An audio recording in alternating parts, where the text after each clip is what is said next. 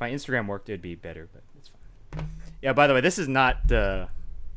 I have two cameras because Windows doesn't allow you to use the same camera for two different things. For some reason, I don't know.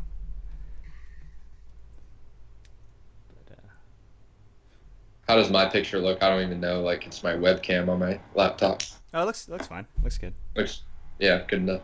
Good enough for 2010. It's Oh, an dude. iPad, so it probably looks terrible. That's okay. It's as long as we can hear you guys, it's fine.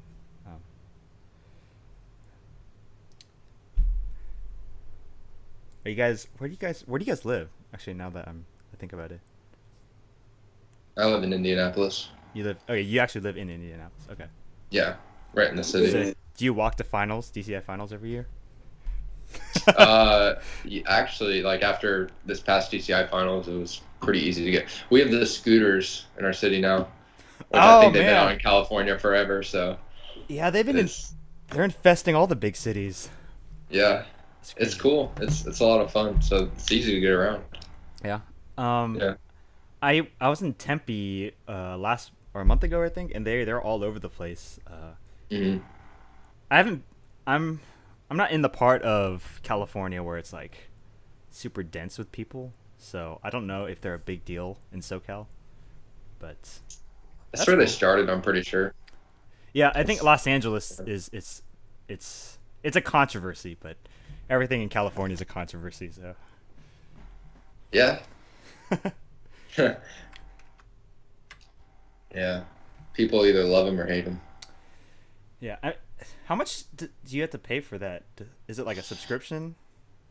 No, it's kind of like Uber. It's like you pay per ride, $1 to start, and then it's 10 cents or 15 cents a minute.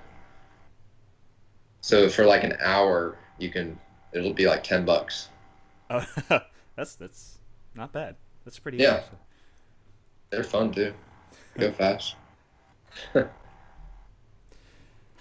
Okay. All right.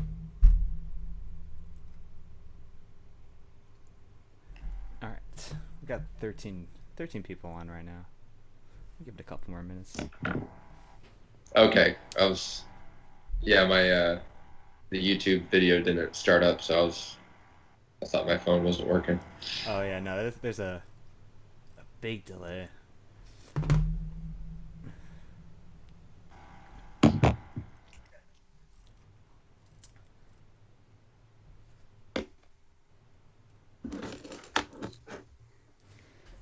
And Instagram's still broken. I feel like I'm on the Joe Rogan podcast right now. Joe Rogan. Yeah, that's like the only podcast I really listen to often. That's fine. I'm not really into podcasts though, so I mean it's not like but I do like his podcast. It's got some good people on. For sure. I listen to a lot of tech news podcasts, and actually Okay. I just got into that because I'm trying to be in electrical engineering, so it's like I'm trying to stay relevant with what's going on. So I just started getting into that. I try to listen to politics, but sometimes it just gets too depressing for me, so can't quite keep up. Yeah. Um. All right. Well, I think we'll just get started. I think more people will come on as we go along, and this is also recorded, so they'll come back. They can come back and watch this. So Oh, cool. yeah. All right. Well, hey guys. So for those of you that are watching right now, I have Zach Gruse and Mike. Is it Tant or Tant? Tant. Tant. Tant. Yep, that's Mike right. Tant. Zach teaches bass at the Bluecoats, and Mike teaches quads at Rhythm X and Carolina Crown. So they both have a lot of performance experience, and they both have quite a significant amount of teaching experience. So today we're just kind of continue the topic of auditions, since drum corps auditions are coming up and going on right now. So let's go ahead and start off with just, I guess, something we didn't cover too much on last time was how to approach being at auditions, and kind of how to not be as nervous. I guess just kind of What are some skills that you think that that could help people, or sorry, allow people to do as well at auditions as they normally do, without having all these nerves and things causing them to do worse? If that makes sense. Yeah, that makes sense. I'll go first.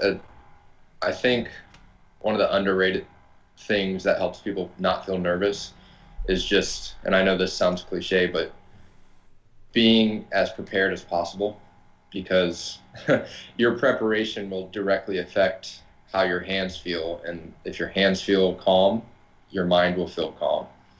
And then everything just kind of works for you. So just do your best with what you prepared. If you don't know the packet as well, you, you're going to have questions, and you never want to be auditioning with questions in your brain. So knowing the packet's probably number one. I can't stress that enough.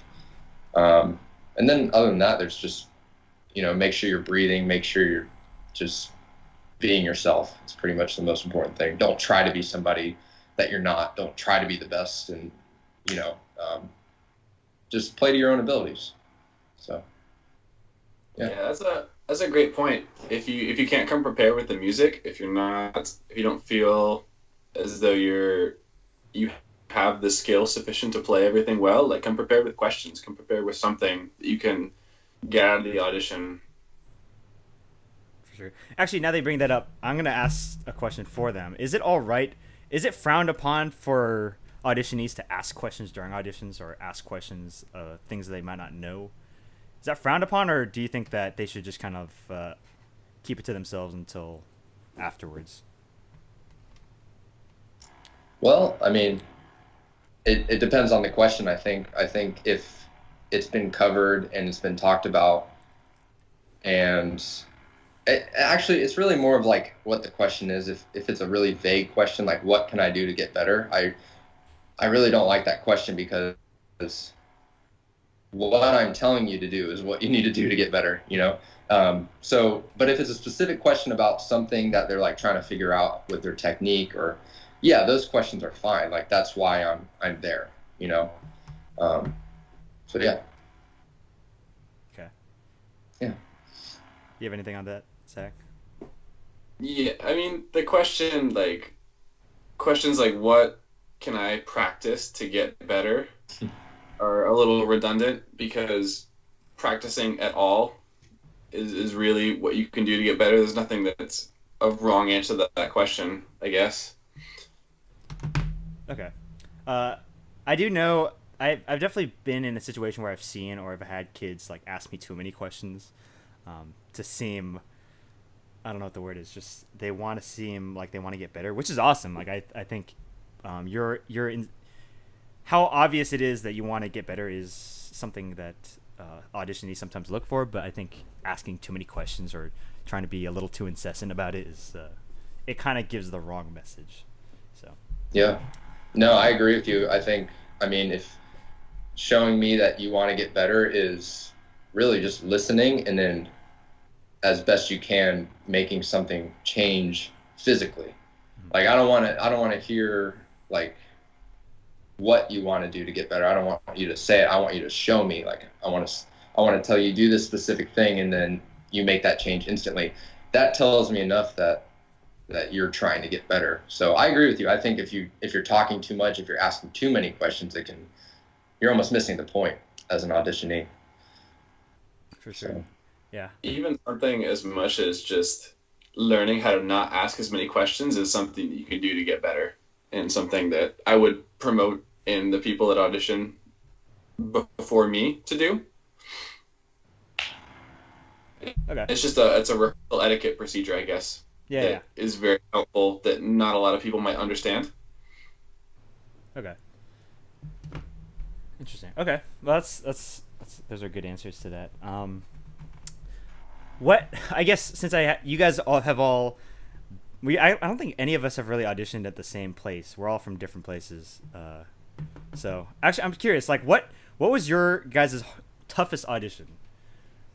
Like, I guess, or to you, not necessarily when they asked you to play the hardest things, more just like you personally, what was the toughest audition you ever had? Well, you can go ahead, Zach. I mean, RCC was terrifying just because it was a new environment for me to be a part of.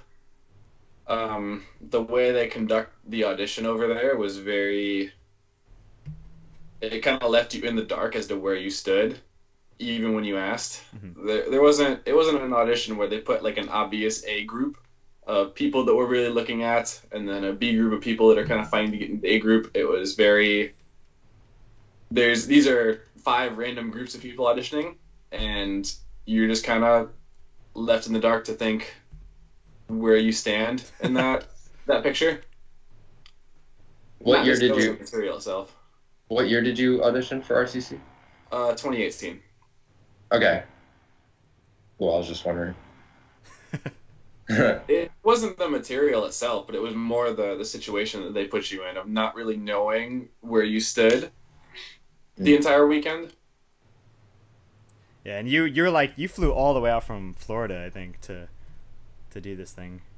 Yeah, so. I dropped my class load that semester to do it, so I wasn't really sure where I stood or what I was doing. You dropped a lot. You dropped a lot to get out there, so yeah.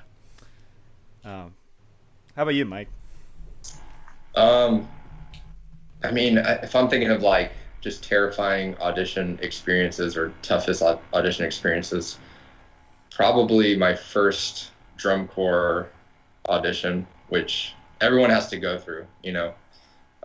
Hopefully you get out there when you're young enough, but it was in 2009, it was for Crown, and I think I was like sophomore, or I was like a junior in high school, maybe been playing quads for 2 years, if that. And I really had no idea what I was doing. I mean, of course, I thought I had a chance. You know, I was like, oh yeah, you know, I can play quads now, so I can do this. And just going there and just being in a room of people that are just so much better than you, and just feeling that weight of like, oh no, this is not what I thought it was going to be. And then doing the individual audition and just being so nervous, and that was probably the toughest audition experience. I don't even think I made it all the way to Sunday. I think I just like went home after Saturday night. I was like, there's no point. So yeah, you know, like, hey, and that's like inspiration for anybody trying out too. Like, I was the kid that like didn't even make it through the weekend at Crown 1 year, you know, so it happens to us all, you know. For sure. Would you condone people leaving auditions early if they didn't feel up to it? That might be a loaded question, but you know what I mean? Like, yeah, I mean, it's. Do you think? Okay. Well, here's the point. That I got what I needed to get out of it. I knew, I figured it out. You know, like, it's not like I needed that last day to realize that I wasn't good enough, and I needed to go practice and get better. You know, so it did light a fire, and I mean, it helped. So. But I wouldn't say like it's something I would condone. That's just what I felt like doing. I was just had enough. Okay. I was done. Okay. I think that's a good way to put it. You got what you needed out of the camp. So. Yeah. Because I do know there's kids that, you know, they sometimes just lose hope after the first day, so they just bail. You know, after spending however much money to go to an audition. So it's like. Yeah. But yeah, if you get what you needed to out of the audition, then, you know, there's no reason for you to force yourself to finish it out. That's cool. What made you guys want to go to the groups that you guys ended up being at, or what drew you there? I guess. It's kind of a handful of things. I mean, I'm actually from North Carolina. I don't know if people know that, but so I mean, Crown was kind of the home team growing up. Okay. My uncle took me to the home show since I was like 10 years old. I didn't even know anything about music at that point, but it was just a cool experience to see drum corps. And yeah, so I just always liked the drum corps. Not even like I didn't really know much about the drum line. I really liked the drum corps, but then as I got more into drums, I started watching the drum line on YouTube, like everyone starts to do, and then I just kind of fell in love with them. And then that's the only place I really wanted to march, and just kind of made it happen. Cool. Yeah. I lived about 5 minutes away from Infinity, so that kind of made it convenient. I didn't really know what indoor was when I auditioned for indoor. It was just at my high school that I went to. So I went out to the audition in 2011, didn't know what I was doing, left after the first camp, and then I came back in 2012 to do the audition, get cut, and then get told that they didn't have anyone to fill the spot if I wanted to come out and just keep marching the hole until they found someone I could do it, and they never found someone to fill the hole. So, How old were you when you first marched Infinity? Because you've been there for what, 6 years? 6 years. I was 15 when I first started with the group. Wow. Oh my God. 16 over the season. I was terrible. That's not.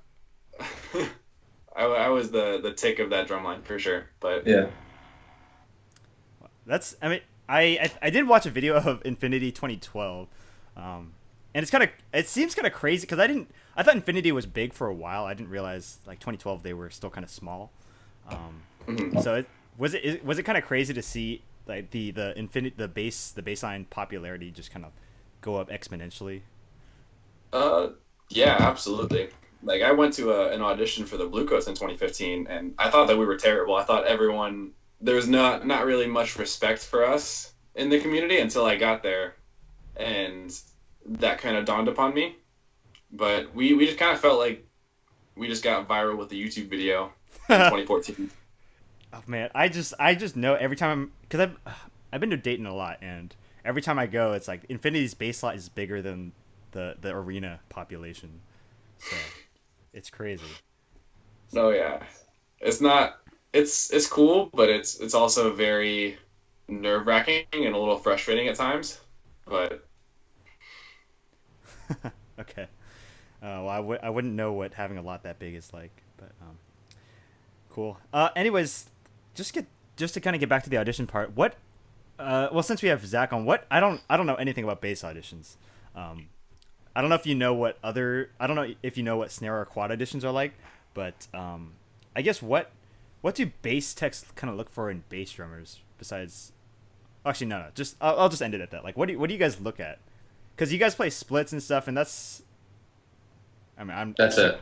I suck at splits, man. But anyways, I mean, it's the same thing as other drummers, I guess. It's just we're looking for people that can play good rhythms, people that are good drummers, not necessarily bass drummers. A split is still a rhythm, regardless of if someone's playing at the same time as you.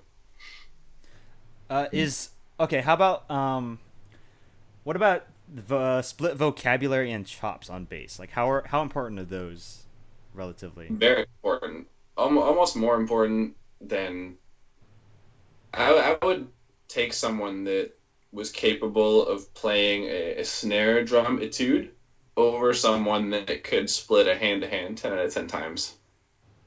Okay. It's more about your understanding of rhythm. And if you see a part written on the page that's a split part that you yourself only play, how capable are you of executing that rhythm 10 out of 10 times? Do you guys do bass auditions tend to include a lot of I don't want to say I want to say one drum stuff, but that doesn't make any sense. Like unison type. I don't know what I'm trying to say. Like rudimental stuff that aren't split. Yes. That makes sense. We play a lot of timing exercises, like 16th note, one note exercises. Imagine if you played 16th note grid, but without the inner beats, and you were able to play that, just the accents, just the downbeats, the E counts, the and counts, and the counts without a metronome with perfect tempo. That's a very valuable skill set that you could demonstrate in a bass drum audition and get a lot of credit for. Huh. Okay. I couldn't do At that. least in my opinion.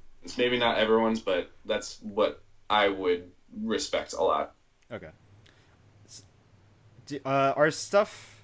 So, do you tend to test, or are you? I guess as a member, were you tested a lot on splitting crazy stuff that you probably wouldn't play in book? Almost never, I would say. Okay. like splitting something really crazy. There are different ways that you could get good at that. You could understand something from a position of I am playing where this person is not playing, and I know how to listen to them and line my note up in between them. Or you could understand something fundamentally as a rhythm and know how to play it without someone else playing it with you, I guess. And I think that the latter is more important. That's some crazy stuff. You could split anything, so I don't. Your brain must work like a lot differently than mine. Mine is all about just not hitting rim, but I still hit rim. So It's like the equivalent of if you're going to teach someone to play a triplet roll clean, would you teach them how to play doubles and then listen to the person next to them and line up their hand speed? Or would you teach them how to play the check in time and then adjust the doubles to what the check and their feet are doing, I guess? If I had to make a comparison or an analogy. interesting. Actually, now that you bring that up, I have a personal question. When you're teaching like high school kids how to split basic stuff or just teaching them timing, is it more important to learn how to listen to the notes going on around you and being able to fit your notes inside that, or is it more important to be more secure with your own personal sense of time, and play with like your feet and play with the met regardless of what everyone else is doing? Um, when it comes to teaching beginners, definitely the latter. It's important to know how to play your rhythms in time with your feet. But listening is still an important tool to kind of gauge where your sound is at and knowing how your sound is blending with the ensemble. But if you were someone that was first learning how to play bass drum and you've not touched the instrument before, I would lean towards you knowing how to play your rhythm in time with your feet in the mat. Okay. Yeah, my thought process was that usually the people around you aren't. They're still trying to figure themselves out. They're still trying to figure out how to play in time. So they're usually not the most reliable to listen to yet. But once everybody kind of gets better, then you can start using your ears more. Or that was my thought process. I'm not again like I've never played bass, so that's learning. I'm learning. I mean, I imagine it would be the same thing with an upper battery instrument. You would teach a beginner first how to play the check to something, and then teach them to fill in all the ornamentation. And then once they individually understand how to play it, you put it in a full ensemble setting and let them gauge how their sound compares to those around them. Okay. That's a lot. I'm gonna come back to this video and re-listen to that. Mike, what do you look for? I guess let's start with what do you look for in your auditionees, typically, like at the Crown and Rhythm X level. Well, Besides, like the obvious, I kind of want to agree with Zach and say that we're pretty much looking for good drummers, like well-rounded percussionists that understand how to use an implement to hit a surface in an efficient way. Just to kind of boil it down. If you're really in tune with your instrument, if you're in tune with what you're trying to do, and you're aware of the result you're trying to get out of it. So I mean, you could, and people come in all shapes and sizes, and you never know what someone's going to bring to the table, because they might be kind of bad at one thing, but they can excel at another thing, depending on what they've worked on. So I really think in the individual auditions, that's where you really get to see somebody kind of show what they can do. But yeah, kind of what Zach was saying.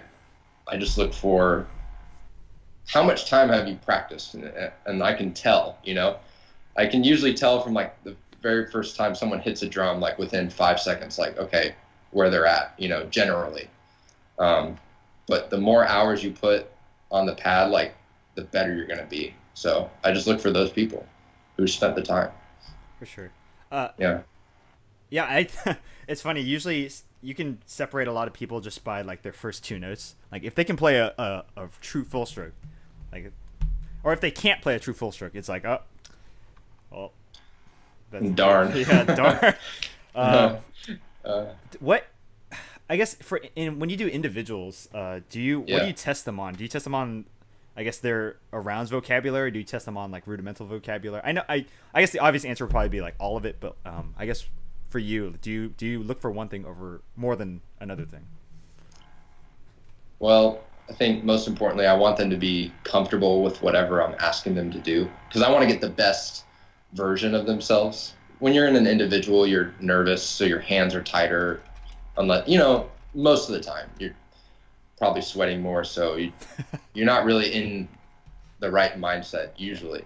So I just try to do something that's like really simple. I try to tell them to relax, just play naturally, and just to really gauge like where they're at. And if they have anything that they're really comfortable with, like a lick or something to really showcase what they can do, I'll have them play that, and basically just kind of see what level they're on. Like if they're struggling on something, but then they can like play a lick that they're really comfortable with, and I really see like who they are as a true drummer, then that kind of changes my whole perspective on them, and it helps them. So that's what I would say I would focus on. I don't want to like throw anything at them that's gonna make them not play their best. For sure. So Okay. I, I do. Yeah, I agree. I think a lot of people when they go into an individual audition, they're definitely more nervous than how they would be normally. Yeah. Even out with the other auditionees. So sometimes it's hard to get a good read on what they're actually capable of because their nerves are getting in the way of them performing. Mm-hmm. So I think that's a good thing is making them feel comfortable, or that sort of that idea. So that's Yeah, totally. that's good stuff. Well, we have some questions, so we're just gonna go to those really quick. First one from Will's Vids: does DCI just kind of make you more fit? Wow.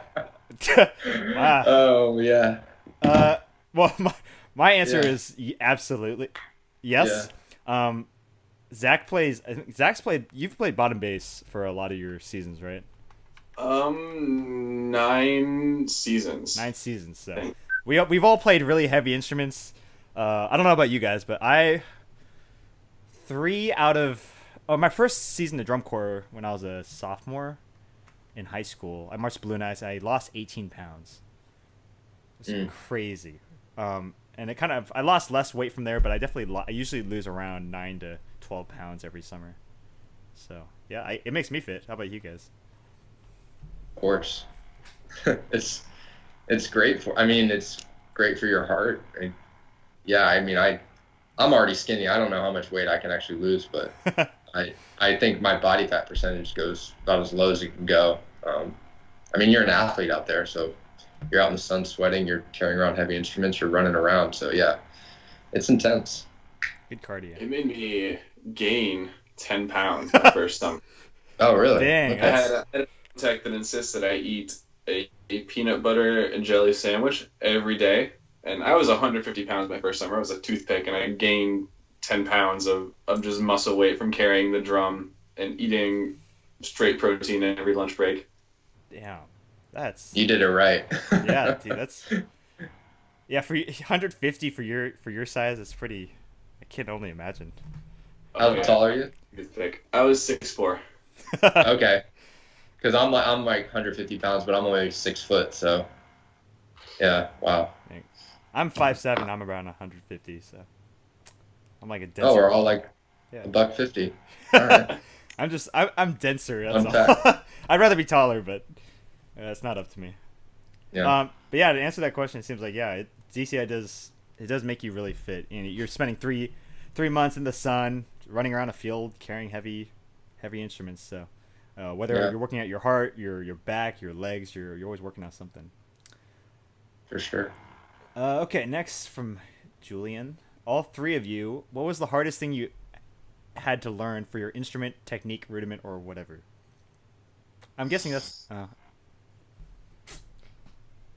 Like hardest hardest. thing we've played in Yeah, a show or yeah. I guess like maybe hardest thing you've had to learn for like an audition or for a show. okay. Um, Hmm.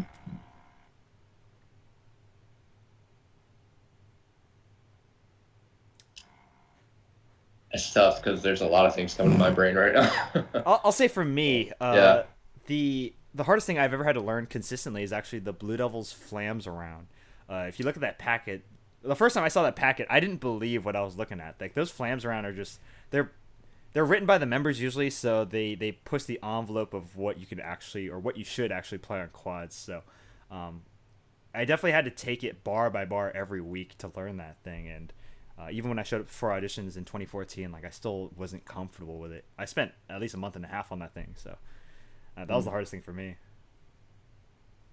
Yeah, those grace notes go everywhere. Yes, You have to like look really close. You're like, wait a second. you can't tell if it's a mistake either. It's like grace note going from drum 3 to drum 4. It's like I I don't believe that, but Yeah, definitely not something that's like sight readable unless you're. no, I mean, I don't know. no, yeah. Oh, I man. got torn apart from my visual audition my rookie year of indoor. That was a tough one. I Visual, don't think it would be a musical. really visual, Yeah. like dancing. Just moving my body in general. When I was 16, that did Okay. not come very naturally to me. Okay. Hmm. Interesting. That's cool. Well, look at it. It doesn't have to be music. It could be a visual thing. Some people have a hard time with visual stuff. I would, and I mean, to piggyback on that, I would say now that I think about it, probably like the first time you start putting body or choreography to really tough, especially for quad players like a rounds. I'm sure bass drummers too. With you're trying to do certain choreography with different partials that you're playing, it just kind of becomes really confusing. And Oof. to get that immediately, it feels like you're trying to fit so much stuff in your brain. And I just remember getting so frustrated, but trying to stay cool because I know like the second you lose your cool, it's like you stop taking in good information. So, but yeah, it's probably like those moments when you're in an ensemble and it's like, all right, this really tough part, we're gonna start adding choreography, and you're just trying to get it, and you're just like flailing around the floor, and yeah, those are some long blocks. Especially when you don't really know where all the downbeats are, or how your feet fit with your music. Like I definitely have been in those situations where I kind of fake it. I'm just like I'll pretend like I know what I'm doing, but I really don't. For a Just couple perform. weeks, yeah, just get by, and that's perform. That's what you're doing. Yeah, Um, you have to. I don't know about you, Zach, but like this past winter, we did some body stuff like that. Definitely was hard for me. Like I definitely struggled with some of that stuff. Oh, it was awful. I spent hours in my mirror in my bathroom trying to learn how to body roll. I called out for that. That's a very big Peter Beckhardt thing. Like when I was in high school, he would teach us body rolls too. So he loves that stuff, even at Blue Devils. So. Yeah, I'm not very good at ribcage isolation, so We're not dancers. We bang drums. I don't know. They're making us do crazy stuff nowadays. So I would say you guys move the best though out of pretty much everybody. no, thanks. Just in general, like. So if you don't think you're that great, like that says a lot, because you guys do a lot of things that people aren't doing in this activity. So I think RCC. I think in 2015, RCC really pushed that whole visual dancing theme on the indoor activity when they did the tree show.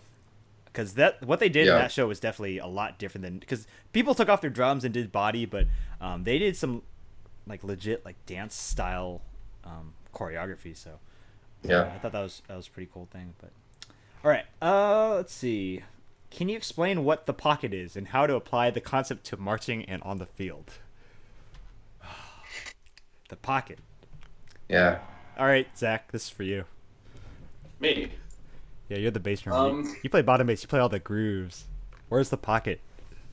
It's it's about, I guess, being able to play in tempo and having your own individual sense of time, even knowing that as an ensemble, you may not always be in the position to feel whether or not you are in time. personally, I'm in the back of a lot of forms, so I just kind of have to go with my Mm. tempo as opposed to listen forward for anything, like a lot of other people may be accustomed to. Hmm. I don't. Do you have anything on that, Mike? I'm trying to think of. That was a really eloquent way of putting it. Yeah. uh, yeah, it's. I mean, I, I don't know if I have anything to add to that. I mean, yeah, I don't think. I don't really. Me neither. I'll say this: when I was my age out year, I kind of got tired of hearing the comment, "Batter, you're slow." So I just started like pounding tempo, and I would always be on top. So I got the nickname Turbo Takeda because I was just never slow, like never, because I just hated being slow. So they said they needed more tugboat, which meant like chill out. But yeah. yeah. Anyways, I mean, if I guess what I can add to that is if you're trying to develop a pocket, like an internal sense of tempo, uh, there's some features on some metronomes where you can actually it'll randomly stop ticking, but it'll be in time, and then you can come back in time with the metronome, hopefully. So like basically, you're trying to just create your own sense of tempo and your own pulse. If you can keep a pulse and then bring a metronome in and out, and you're like right with it, then that's how you know you've created and you can feel and stay in the pocket. Um, if that kind of helps answer that question.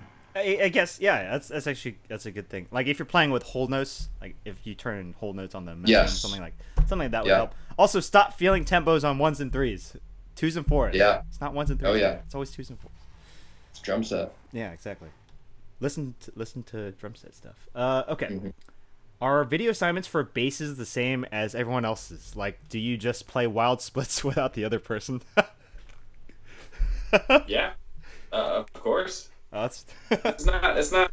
I don't like using the word split. I like using the word rhythm because when you understand how to play a rhythm, you know it a little better than assuming that what you play revolves around what someone else plays. interesting. Okay, that's a good way. I'm guessing it must be weird to watch that. It's just like metronome. You're like, I mean, like I have students do video assignments where they'll play partials of 16th notes or partials of triplets, and I'll have them count aloud the partials that they play, like count the 1E and a 2E and a 3E and a 4E and count that rhythm plus what their feet are doing, and try and understand it in that sense. okay. I do like having kids count out loud. I think vocalizing what you're playing is undervalued. Um, Yeah, that's a good question. if you're playing like the upbeats of a 16th note, if you're playing on the E's and the U's, I would have students count out loud 1E, a 2E, a 3E, a 4E, which is the rhythm that their feet combined with their hands are playing. And I would have them count that while they're physically playing that rhythm. Because counting aloud that rhythm, 1E, a 2E, a 3E, a 4E, that it's a little more easy to conceptualize than simply playing on the upbeats of someone else's eighth notes themselves. And if you understand how to do that, you can apply that to what someone else plays while not relying on their partials entirely to play your rhythm. Okay. Huh, interesting. Man, bass is just too. I can't. I thought quads was hard. Um, all right, we have You another. guys, We have another split question from Trevor Dunbar, one of Mike's kids. Yeah. What's your advice for someone who's trying to split and just can't fit in between the rhythms? Like end up playing double stops with what you're trying to split. well,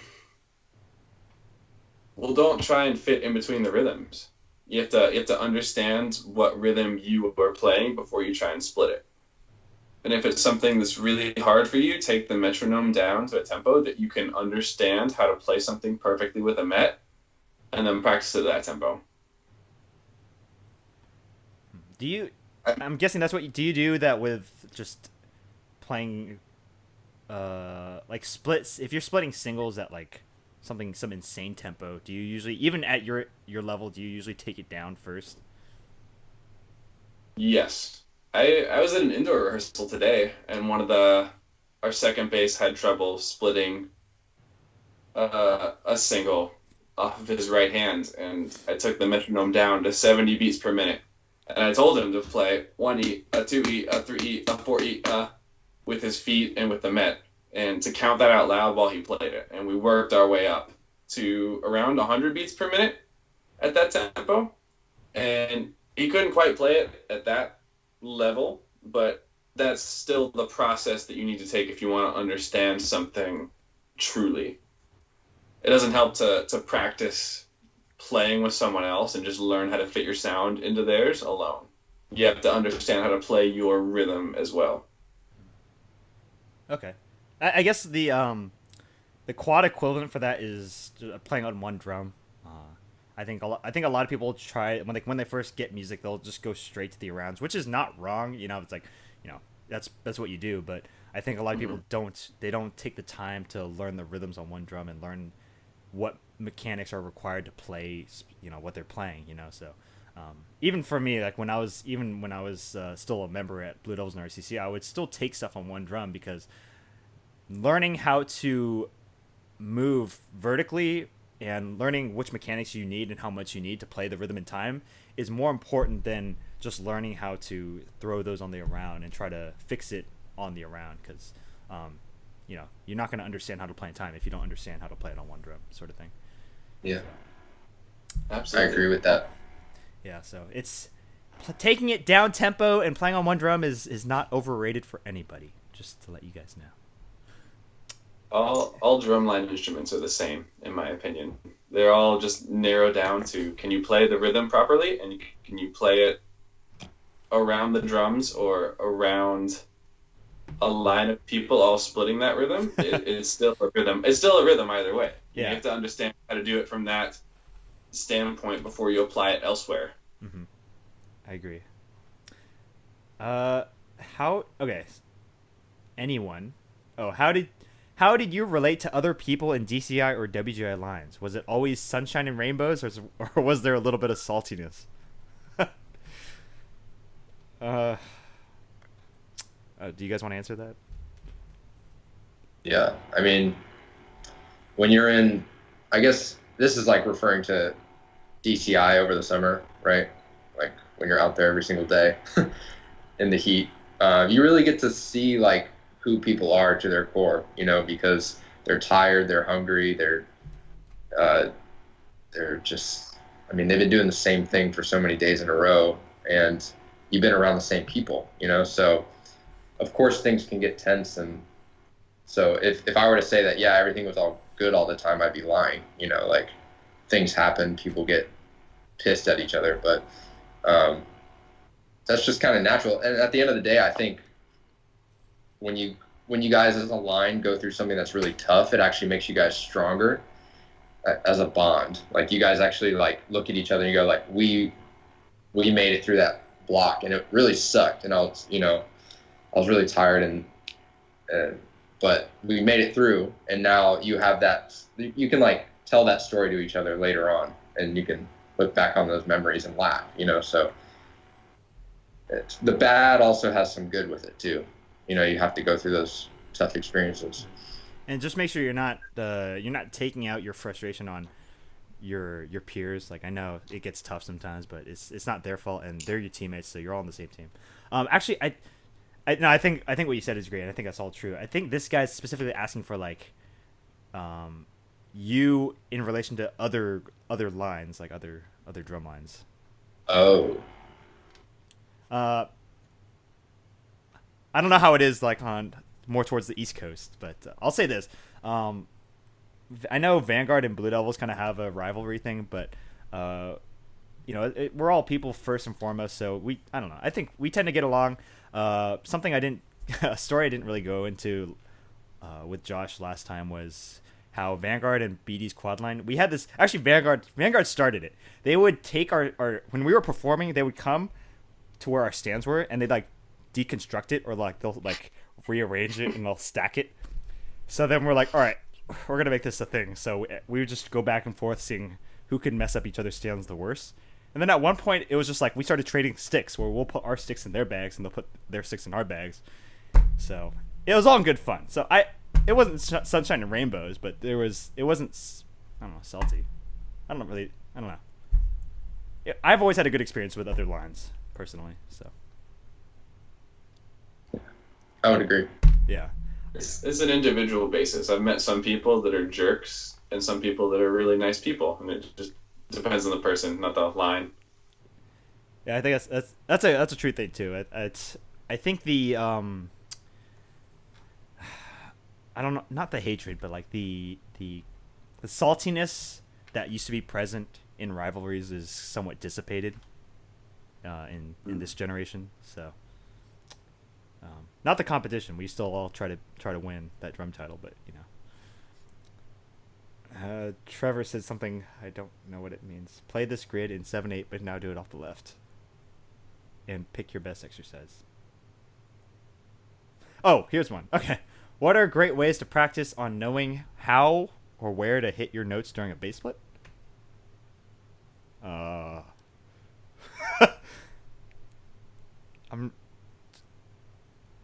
Write out what rhythm that you play. If you're counting a triplet, write out the 1 pullet, 2 pullet, 3 pullet, whatever partial you have, or 16th note. Write out the 1 E and a 2 E and a 3 E and a 4 E and a, all on your music, as well as write down what your feet are playing at the time. Which it could be anything. It could be like 1 E, a 2 and a 3 and a 4 E. Write that on your music. Sing that out loud and practice playing that rhythm with your feet without a met. And then once you can do that, add in the metronome. Yeah, a lot of things that's cool. You talked about vocal, like counting what you're playing and writing out your rhythms on your music and stuff like that. I think that's pretty cool. I'm guessing that's like a normal thing for bass drummers too. Because quads don't really do that. We don't really write out anything on our music. It's just kind of like it is what it is. Yeah. I taught high school quad lines, and that's what I do with them when they can't understand rhythms very well. I tell them to write out their rhythms and what they're playing and understand it fundamentally from that standpoint. Okay. I've never taught a world-class quad line at all, but I guess it still all kind of rounds back to that, no matter what you play. Yeah. I've never taught a world-class bass line before, so that's fine. Relating back to the fitness topic, what are all your opinions on some of the best ways to train for a summer of drum corps through your personal experience? I can't answer that question. I didn't do drum corps. Just do more drum corps.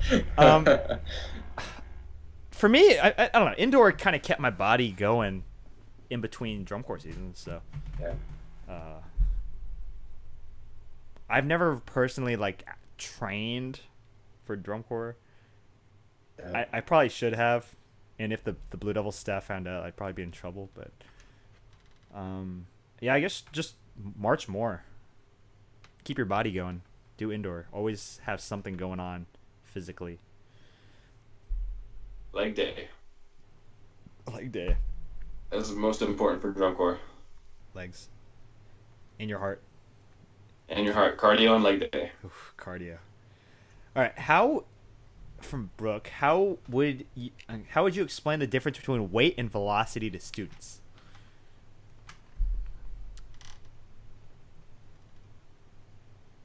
And you guys want to go first? They're kind of similar, I would say. Yeah. They're similar. They're not the same. No. Weight, I feel like weight's more, a lot of what weight is kind of natural. It's like natural physics, just allowing you to let gravity kind of bring your stick down, bring your forearm down, and it doesn't require you to use much muscle. And I think for me, a lot of weight stuff comes from taps, being able to play weighted taps, because a lot of times you can't play taps with really high velocity, because then it either gets really harsh or your heights start to come up. So you have to learn how to play taps while having soft fingers and allowing gravity to kind of take control over your mechanics. I don't really know if that answers that doesn't really answer the question, but I've never. That's a good way to put it, though. For the taps, like a lot of people struggle with because they want to play their taps with more quality, but they're like, oh, it's such a small distance to go. So like, how do I make that happen, right? Mm-hmm. Yeah. And I think what you said about using like the natural weight of the hand rather than trying to use more velocity is definitely on point. I would agree with that. Yeah. Oh, do you guys have anything else to add to that? I'm trying to think of a better way to explain that. Just weight and velocity with taps, or weight and velocity? Oh no, I think it's in general, but for me, I use taps as an example.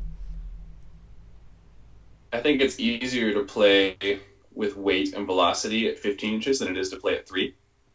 And if you start playing legato strokes at a higher height, and you kind of bring your stick height down while trying to retain that same rebound and velocity that you had at 15, it makes it a little easier to understand. You can play with velocity and not play with weight. If you're too tense on the stick, I mean, if you're holding it too tight, you can move quickly, but have a harsh sound and not have like a weight behind what you're doing. Yeah. So it's important to understand those two things because they are separate. Weight, if I were to interpret that word, it includes a little bit more rebound than just velocity alone does. Mm-hmm. And how you let the stick rebound while also hitting the drum at the same time. I associate, on that, I associate weight with with absorbing a lot. Usually when you're playing weighted stuff, you tend to absorb some sort of rebound. Like if you're playing weighted taps or I don't know how you guys define it, but like I was taught modified full strokes. Like if you're playing slow taps, you're not going to play like legato. You're going to play it like weighted taps. And if you're playing like big double stops or just anything big and where you're like downstroking it and you're using the weight of your arm or the weight of your wrist or your hand, I associate weight with absorbing some sort of rebound. I don't know. I don't have a good answer to that. I feel like I should, but I don't. I got to think about that question. What are some common quad rounds that techs might ask for at an audition? Zach? Just kidding. Common quad rounds? 7/8 rounds, maybe? Playing triplet rolls or something on the 7/8 rounds? Drum 2. Yeah, drum 2. Yes, absolutely. Not even playing on the round. Yeah. Know how to do that. Yeah. Please. For some of you guys watching, learn your exercise. Learn your packet on one drum. Because you don't want to be that guy that can play it on the rounds. So like, all right, we're going to play it on drum 2, and you can't do it. Like, that's a no-no. I know people that have done that. I've done that. Don't do it. Yeah. But do you have an answer to that question? Yeah, I mean, I think you said 7/8. Yeah. Right? Yeah, I mean, that's kind of like the best exercise for just moving around. Like, it's a great X-axis, like, warm-up. Yeah. So that's just kind of one. I think that's like an exercise that all quad players just assume that other quad players know. And if you don't know it, it's kind of like, oh, well, then you should learn that because it's really helpful. And then just going off that, I mean, you can make any kind of permutation based off of the 7/8 round. You can turn around on drum 2 instead of drum 4 and then go up to the spike or spook, or if you only have one, it's like, if you understand the concept of 7/8 and the fact that your hand should flow and not have any breakage in sound or feel, that's the most important thing to get out of the exercise. What exactly, like what drum combination you play doesn't really matter. Mm-hmm.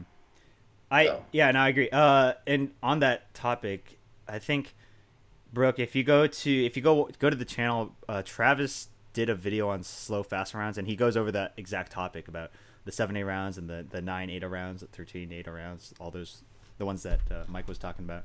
So I think that's a pretty stock or pretty standard round that you should know for auditions. Everything else usually you can learn on the fly, like the jungles. I actually don't remember all the definitions of the jungles. I was never taught that explicitly. I don't know if you were. I don't know if you know what they are. No, Okay. That's not something that I was. Yeah, I wasn't like, people bring it up. I'm like, it's like the ones where you go in or out. Yeah. So, Yeah. But yeah, to answer the question, I would definitely look at the 7/8 rounds and stuff like that. Oh no, so that was Henry's question, not Brooke's question. Sorry. Let's see. What lines have inspired you guys? A lot of different lines in different ways. I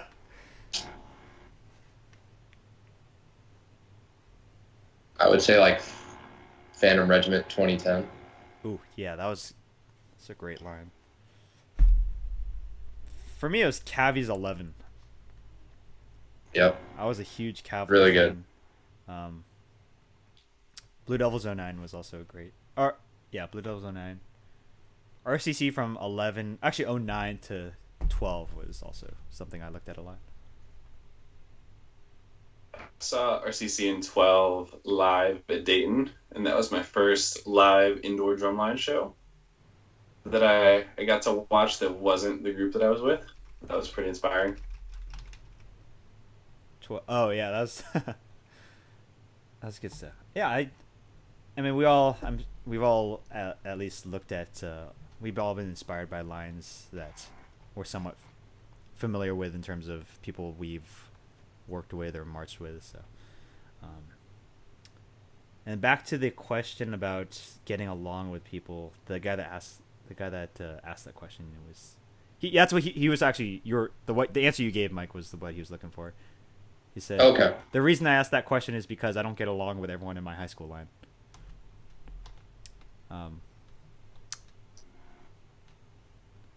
I guess we get. I mean, yeah. That happens. Yeah, it happens. I mean, Yeah. especially in high school, you're not gonna find the most perfect people that want to be as good as you do. So, just don't cause trouble. Be nice. Wouldn't weight be mass times gravity, and the velocity implies how fast the stick moves to create kinetic energy? Sure. I mean, you're not wrong, but we're semantics. Yeah, I mean, no, I'm not gonna no. Andre, I mean, I do. Okay, when I teach quads, I do talk about physics, but I don't talk about that much physics. Is it more important to have the same approach to technique across the line, or is it more important to produce the same sound? Do they go hand in hand? Okay, are they, when they say technique, like visual, like being able to see things together? I think so. Versus just listening. I don't know. I think when he says technique, I think he's talking about how you look, Mm-hmm. but not so much, not just like style. I think he's more referring to how you're taught, like how to hold the stick and like basic stuff like that. If that makes sense. Yeah. Do you guys can answer that if you know. Technique, I've always been taught, is more of a mechanic, not as much of a look. Everyone's hands are going to be constructed a little bit differently. Some people might have longer fingers than other people. But the way that you approach the drum and the way that you think about allowing the stick to rebound and turning your wrist is all part of the technique. It's all part of the mechanic. Yeah, I agree with that, and I think sound is obviously probably number one. If I'm being honest, like things need to sound great, and you can see if someone is not using correct mechanics. If they're not, like, you can use your eyes and see that something's not right. Also, I mean, there's also people who hide in the sound too. So things can sound great, but if you're not using the best technique, you could be underplaying the person next to you and hiding in the sound. Because some people just know how to play really clean, but don't really have like the biggest sound to match. So Actually, now that we just bringing up that I think I would say it's more important to sound good than it is to look good.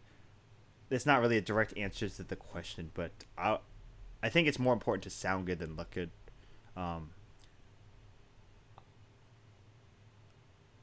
I'll say this at like the Blue Devils, they don't really talk about technique so much. They don't talk about like the ins and outs of like how to approach stuff, which I think it works and it doesn't work. They talk more about just like general approach, the mechanics approach to things, but they don't talk about technique so much. It's more about just learning how to manipulate what you already have in order to fit in the sound better. And again, like I think that works and it doesn't work in a lot of different ways. So, actually, now that we bring that up, I don't know if this might be a dumb question. I don't know. It's just something that popped into my head. Would it be better to look the same and then try to sound the same, or sound the same and then try to look the same? That might be a totally dumb question, but does that make sense? yeah, it does. I don't know if I've ever been in that situation, but might as well ask it. You're gonna run into roadblocks no matter which direction you choose to start with. And I think the point is not just going for one concept first, but actually trying to do a little bit of both as you go. Like you want to be aware of both looking and sounding great. Because if you start with just trying to sound good, you might be solidifying techniques and mechanics that you don't really want to. But then again, if you only go for the look first and you're not training the ears and you're not really focusing on what you sound like, then you're kind of missing a huge part of what drumline is. So you kind of got to do both in my eyes. Interesting. Is looking the same on bass drum like a big deal? If that makes sense. I know, like, I'm not talking about heights or stuff. I'm talking about just like the general, I don't know, aesthetics. I have been taught that by a few people. I would say that I don't agree with it to an extent, specifically because the way that the person that plays a 16-inch bass drum and the way a person plays a 32-inch bass drum is very drastically different. One drum has a lot of rebound, one drum has a lot smaller weighted mallets, and you're just not realistically going to be able to approach them the same way. Okay. I guess that's a good point. Yeah, if you've ever carried a pair of innovative FBX 5 bass mallets, those things are like an apple on a stick, and you can't play them with this even pressure in the hand technique that a lot of people that may play with a regular drumstick would try and teach. Okay. Even if you may strive for that, it's not the most realistic thing to visualize. Sure. Yeah, you really don't get anything on the bottom bass, huh? No, I went through. For the longest time, I would open up my hand very much and played very front fulcrum whenever I would play a 32-inch bass drum for that reason.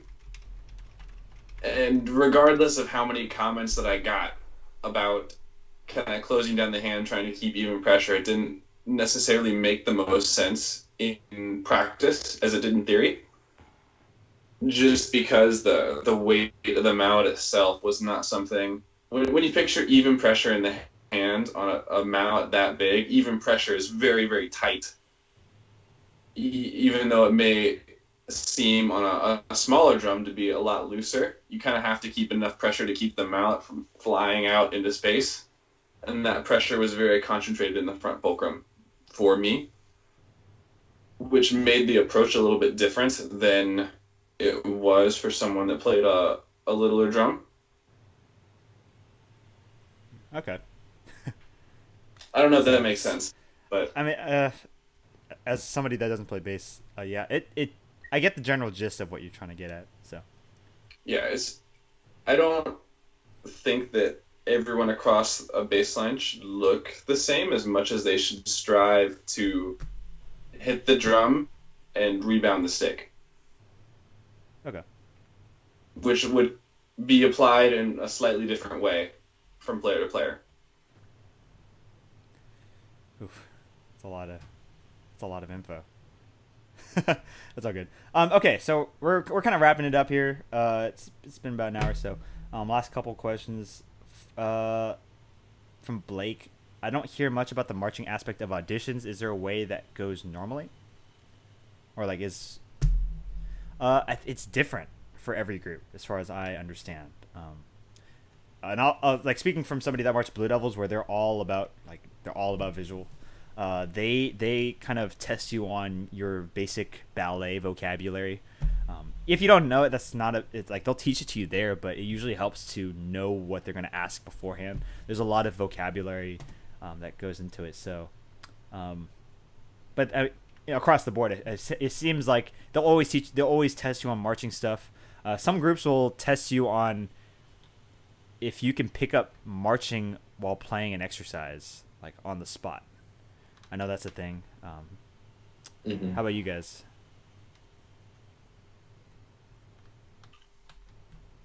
Trying to remember. I think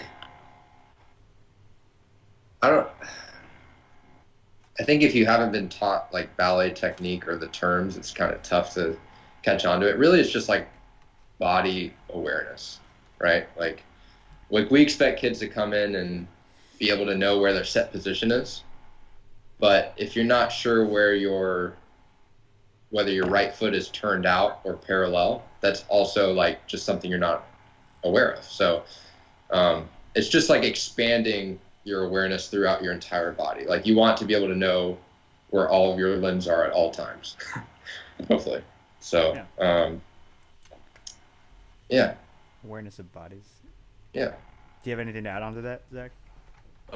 Yeah, that's a great description of it. If you just understand how to control your feet and how they're positioned while not letting that affect your hands and what they're doing, that's 90% of what you need to know how to do.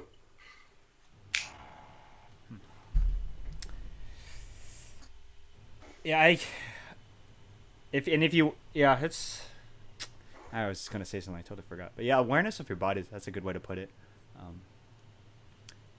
All the words like, tendu and plie and passe and all that stuff is nowadays that's very general knowledge for a lot of the world class groups. It's kind of crazy. All right. There's some questions for me. Steven, what's your favorite? I guess we can open this up. What's your favorite tenor features, tenor solo? Ooh, that's a hard question. I liked RCC 09, the closer feature. I've always found really awesome to watch. I never get tired of it. I don't know. Mike, what's your favorite tenor feature? Does it have to be on a drum line or can it be an individual? Well, it says tenor solo. I mean, tenor solo? Okay. Sure. I would say probably one of the most impressive tenor features, and it was a solo, was Matt Penland in 2011. Oh, yeah. Dude, I've never heard somebody make a set of drums like sound so legato. And yeah. It was ridiculous. That was a really impressive feature. I saw he did play it like 1 or 2 years prior, but by the time he got to like 2011, like that thing was like flawless. He did some things that people would consider gimmicky, but he does it so well that they're not gimmicky. Yeah, I mean, what's your favorite quad feature, Zach? Anything you guys played this past winter? Any of Chris Drummer's INEs? Most definitely. Oh yeah. Chris Drummer's That guy's crazy. Okay. Okay. Well, whatever's. We got 2 more questions. Then that's it. Both of them from Justin. For tenors, how do you stabilize the upper body while marching? Use your core. Use your abs. People do not use their abs because you don't. Yep. I'll get into this, but because a lot of quad players don't use their, or even like people that play drums, they don't use their core enough. They start to use other parts of their body, especially their upper body, their shoulders. They tense up these guys because what you're doing is if this is the front of your body, your drum is trying to push you this way, right? And it's like doing a plank, right side up. If you're not using this part of your body, your core, to hold yourself up, you got to use like everything back here, your back and your shoulders. So to stabilize, I would definitely say engage your core. That's going to help you keep a straight body. It's going to help you separate your torso from your legs so that you can march separately from what you're doing up top. So, but do you have anything to add to that? I mean, that kind of, now that you say it, it's like, oh, that makes a lot of sense. Like, I mean, every quad player I know has like back issues, and like you always see like quad players with the like one raised shoulder and that kind of thing. Mm-hmm. Yeah. Or like when they do this, they're like, yeah, I mean, they're trying to hold their drums up because they're not using their core. Yeah, compensating with the wrong muscle groups, for sure.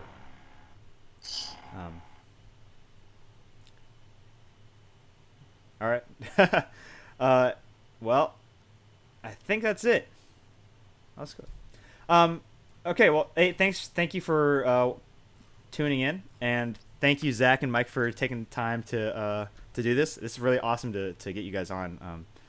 So I'm really thankful that you guys could make it out for this. It's 11 o'clock where they are, so for those of you on the West Coast, they're actually going to bed pretty soon. So, but if you like the live stream, let us know, and hopefully I can get these guys back on again at some point in the future. So, thanks for tuning in. I'll see you guys later.